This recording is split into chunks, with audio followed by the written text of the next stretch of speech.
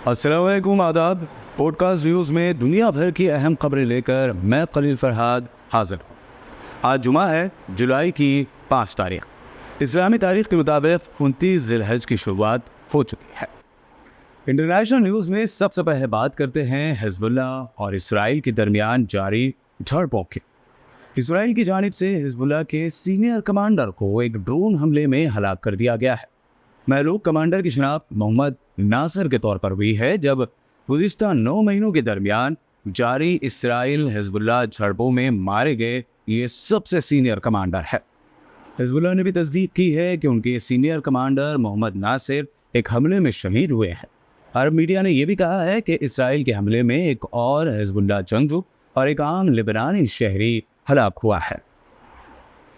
दूसरी जानिब हिज़्बुल्लाह ने इसराइली हमले में मारे गए अपने सीनियर कमांडर मोहम्मद नासिर की हलाकत का बदला लेते हुए इसराइल पर 200 से ज़ायद रॉकेट फायर किया है।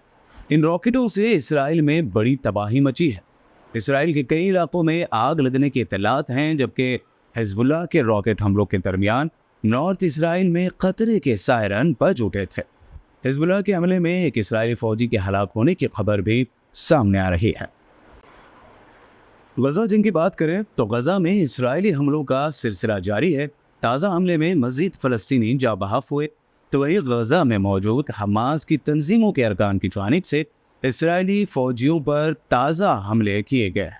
इन हमलों में इसराइल के एक प्लाटून कमांडर की हलाकत की खबर है, जबकि दीगर 3 फ़ौजियों के ज़ख्मी होने की इत्तलात है। आलमी बरादरी की जानिब से गजा जंग को रोकने में नाकामी के बाद अमेरिकन न्यूज़ चैनल CNN ने इंकशाफ किया है कि इसराइल अब हमास से जंग बंदी मुआहदे पर बात कर रहा है। वहीं एक इसराइली जरिए ने यह भी इंकशाफ किया है कि इसराइल और हमास एक फ्रेमवर्क डील तक पहुंचने के करीब हैं, जो गजा में कैद इसराइली होस्टेजेस की रिहाई और जंगबंदी की राह हमवार करेगा। सऊदी अरब के ज़राए ने यह भी इंकशाफ किया है कि हमास गजा में मुकम्मल जंगबंदी के अपने मौक़िफ़ में नरमी ला चुका है, जिसकी वजह से मुमकिन है कि दोनों फ़रीक़ैन के दरमियान जल्द डील हो सकती है। रूस ने पाकिस्तान को बड़ा झटका दिया है। दरअसल रूसी सदर व्लादिमीर पुतिन ने पाकिस्तान के बजाय अफगानिस्तान को लेकर कहा है कि तालिबान दहशतगर्दी के खिलाफ जारी लड़ाई में उसका दोस्त है। रिपोर्ट के मुताबिक कज़ाकिस्तान में मौजूद रूसी सदर पुतिन ने कहा कि हमें ये ज़रूर तस्लीम करना चाहिए कि तालिबान का एक मुल्क पर कंट्रोल है। इस लिहाज से तालिबान यकीनन दहशतगर्दी के खिलाफ जंग में हमारा इत्तेहादी है। दुनिया भर में मौजूद बासलाहियत और हुनरमंद अफराद जो सऊदी अरब की शहरियत चाहते हैं, उनके लिए अच्छी खबर है। दरअसल सऊदी फरमारवा शाह सलमान ने ऐलान किया है कि scientist, medical experts, researchers, innovators और अलग अलग डिपार्टमेंट में मुनफरिद सलाहियत व महारत के हामिल मुमताज़ हुनरमंद शहरियों को सऊदी सिटीज़नशिप दी जाएगी। अब आइए देखते हैं अहम national news. RJD supremo Lalu Prasad Yadav ने आज बड़ा दावा करते हुए सियासी हलचल तेज कर दी। लालू यादव ने कहा कि दिल्ली में मोदी सरकार बहुत कमज़ोर है, अगस्त तक ये हुकूमत गिर सकती है। इसको देखते हुए सभी पार्टी कारकुनों से मेरा कहना है कि वो इलेक्शन के लिए तैयार रहें, क्योंकि इलेक्शन कभी भी हो सकते हैं। वहीं तेजस्वी यादव ने बीजेपी और नीतीश कुमार पर तनकीद करते हुए कहा कि इख्तिदार के लालच में जेडीयू ने अपनी आइडियोलॉजी से समझौता कर दिया। हाथरस में मुबैना बाबा के एक प्रोग्राम में मची भगदड़ ने पूरे देश को हिला कर रख दिया है। भगदड़ के इस वाक़े में 121 अफराद की अफसोसनाक मौत हुई है। भगदड़ में मारे गए अफराद की फैमिली से आज सुबह कांग्रेस कायद राहुल गांधी ने हाथरस पहुंचकर मुलाकात की। इस दौरान काफ़ी जज्बाती मनाजिर देखने को मिले। राहुल गांधी ने मुतासरा फैमिली से बात करते हुए उनका दर्द बांटा। इस दौरान उन्होंने यूपी इंतज़ामिया की लापरवाही पर सवाल उठाए। साथ ही कहा, इस मामले में लापरवाही हुई है, लेकिन अब मुतासरा ख़ानदान को मुआवजा देने में योगी हुकूमत लापरवाही ना बरते और उन्हें जल्द अज जल्द मुआवजा दिया जाए, क्योंकि उन्हें इस मुआवजे की सबसे ज़्यादा ज़रूरत है। गुजरात की ATS को इंटरनेशनल ड्रग स्मगलर मुहिम में बड़ी कामयाबी मिली है। ATS ने अफगान शहरी को दिल्ली से गिरफ्तार किया है। ATS DIG सुनील जोशी ने जुमा को इसकी जानकारी दी। उन्होंने बताया कि दिल्ली में एक शख्स के ड्रग्स की सप्लाई करने की इत्तला क्राइम ब्रांच डीसीपी ने गुजरात एटीएस को दी, जिसके बाद ओहदेदारों की एक टीम ने दिल्ली में छापे मारे, जिसमें अफगानिस्तान के एक शहरी को गिरफ्तार किया गया। इसके पास से 460 ग्राम गैर कानूनी हेरोइन भी बरामद की गई। तेलंगाना की सियासत में उस वक्त बड़ा हंगामा हुआ जब कल आधी रात के बाद बीआरएस के 6 एमएलसीज ने कांग्रेस ज्वाइन कर। ये खबर बीआरएस और केसीआर के लिए बड़ा झटका साबित हुई, क्योंकि कल ही केसीआर ने कहा था कि बीआरएस इख्तिदार में दोबारा वापसी करेगी। ताहम अपना साथ छोड़ते अवामी नुमाइंदे उनके इस दावे को बिल्कुल उल्टा होता दिखाई दे रहे हैं।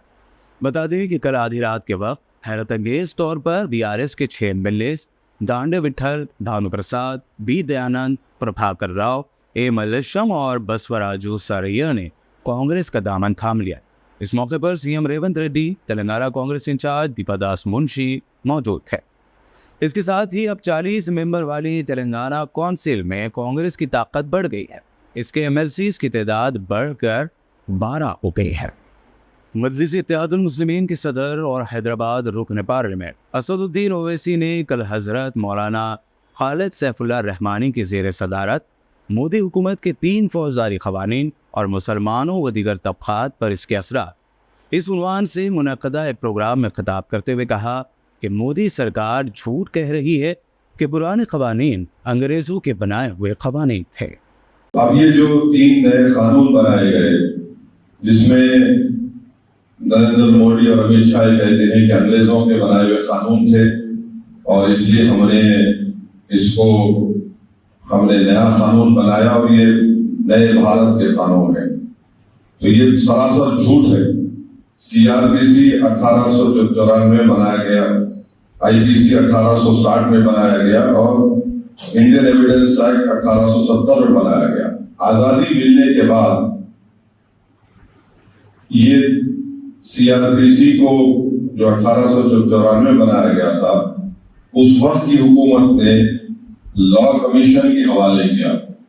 तो लॉ कमीशन की 31वीं रिपोर्ट, 32वीं रिपोर्ट, 35वीं रिपोर्ट, 36वीं रिपोर्ट और 37वीं रिपोर्ट, यानी 13 साल लॉ कमीशन ने काम किया। उसको जितने तरमीमात करना था उसमें तरमीमात की, माने उसको हिंदुस्तान का कानून बनाया और 13 साल के बाद 1973 में पार्लियामेंट ने उस कानून को बनाया। तो ये इनका बोलना है कि अंग्रेज बनाए, बिल्कुल झूठ है। और 73 के बाद से 18 बार इसमें तरमीमात हुई है। वही आईपीसी जो 1860 में बनाया गया था, उसमें 75 मरतबा पार्लियामेंट ने तरमीमात की। इंडियन एविडेंस एक्ट 1870 में बनाया गया, उसमें 29 मरतबा तरमीमात पेश की गई।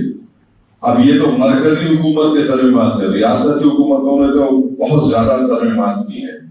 तो ये इस बात को आपको हमको समझने की बेहद जरूरत है।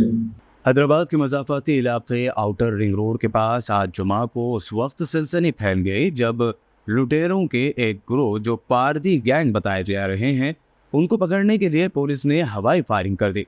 रंगारेड्डी जिले के पेद्दा अंबरपेट में इन गैंग के अरकान में पुलिस टीम पर हमला करने की कोशिश की। इस दौरान नलगुंडा सेंट्रल क्राइम स्टेशन के पुलिस एहलकारों ने हवा में फायरिंग करके खतरनाक पारदी गैंग के अरकान को गिरफ्तार कर लिया। बताया गया है कि ये gang Hyderabad Vijayawada national highway पर खड़ी गाड़ियों को निशाना बना रहा था। पुलिस ने चोरी के लगातार वाक़यात से अलर्ट होकर हाईवे पर पेट्रोलिंग बढ़ा दी थी। हैदराबाद के मारूफ टूरिस्ट स्पॉट लुम्बिनी पार्क में अब अकेले जाने पर पाबंदी लगा दी गई है।